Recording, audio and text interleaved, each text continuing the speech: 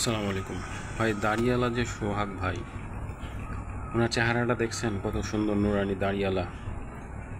তাকে এইভাবে নৃশংসভাবে হত্যা করলো।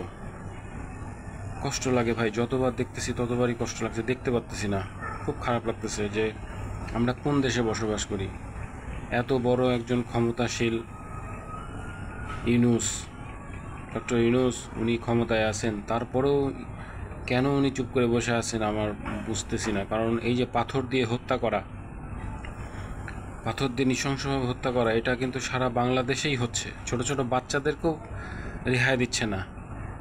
নাটোরের বড়াই গ্রামে, বনপাড়ায় এরকম একটা ছোট বাচ্চা, শিশু বাচ্চা, তাকেও কিন্তু এরকম পাথর দিয়ে হত্যা করা হয়েছে। মুখ মুখ নাক মুখ চোখ সব থেতলে দেওয়া হয়েছে, কিন্তু কোনো বিচার হচ্ছে না। কেন হচ্ছে না এটা বুঝতেছি না। কারণ বড় ভাইদের মদত ছাড়া ছোট ছোট পাতি নেতারা কখনো এত সাহস পাবে না এই ধরনের হত্যাকাণ্ড পরিচালনা করার। আশ্চর্য ব্যাপার হচ্ছে যে এটা কেন করতেছে, করে তাদের লাভ কি? তারা চাঁদা চায়, চাঁদা নিক। আসলে তারাই তো সাকসেস হচ্ছে দেখতেছি। মানে চাঁদা যারা দেয় না তাদেরকে ভয় দেখানোর জন্য তারা এই ধরনের কর্মকাণ্ডগুলো করতেছে। সাঈদ হত্যা, একজন মাত্র হত্যার জন্য ফ্যাসিস্ট সরকারকে পতন করে দেওয়া হয়েছে। অথচ দলীয় সরকার এর অধীনে সবাই যেতে চাচ্ছে, সবাই দলীয় ভোট চাচ্ছে, নির্বাচন চাচ্ছে। দলীয় সরকার ক্ষমতায় গেলে এই এই উপদ্রব তো আরও বেড়ে যাবে। এটা নিয়ন্ত্রণ করা খুবই জরুরি হয়ে গেছে। এটা সাধারণ মানুষ চায় না। সাধারণ মানুষ শান্তি চায়। দেশে সাধারণ মানুষের সংখ্যা বেশি।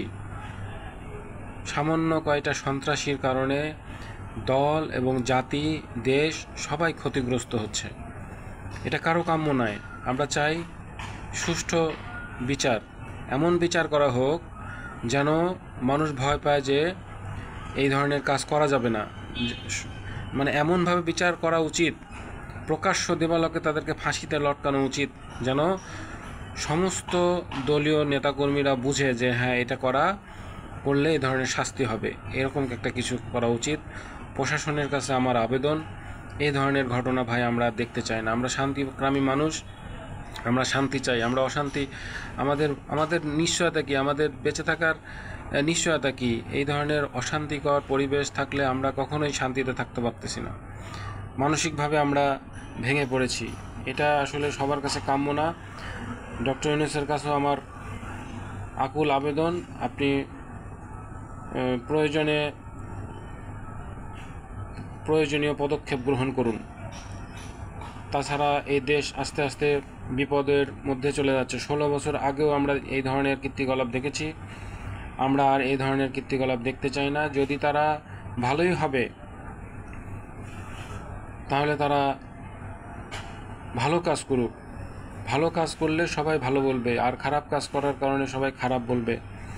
মানুষ যদি অশান্তিতে থাকে, এই ধরনের পাথর নিক্ষেপ করে একটা মৃত মানুষকে বারে বারে পাথর দিয়ে হত্যা করা, মনুষ্যত্ব কোথায় গিয়ে দাঁড়িয়েছে? দেখলে কান্না আসতেছে বারে বারে। মানে এত খারাপ একটা পরিস্থিতি। আমরা এর সুষ্ঠু বিচার চাই, আমরা শান্তি চাই, আমরা শান্তিকামী মানুষ। দুনিয়াতে শান্তিপূর্ণভাবে বসবাস করতে চাই। এইসব জটিলতা, ঝামেলার ভিতরে আমরা করতে চাই না। সাধারণ মানুষ, বাংলাদেশের সাধারণ মানুষ শান্তি চায়। এই জন্য একটা সুষ্ঠু নির্বাচনের মাধ্যমে শান্তিপূর্ণ জাতি গ্রহণ করবে, এই মর্মে আমরা সরকারের কাছে আবেদন করি যে সরকার শক্ত হাতে যেন এটা দমন করতে পারে এবং সুষ্ঠু বিচার করতে পারে, সে আবেদন করি। আসসালামু আলাইকুম।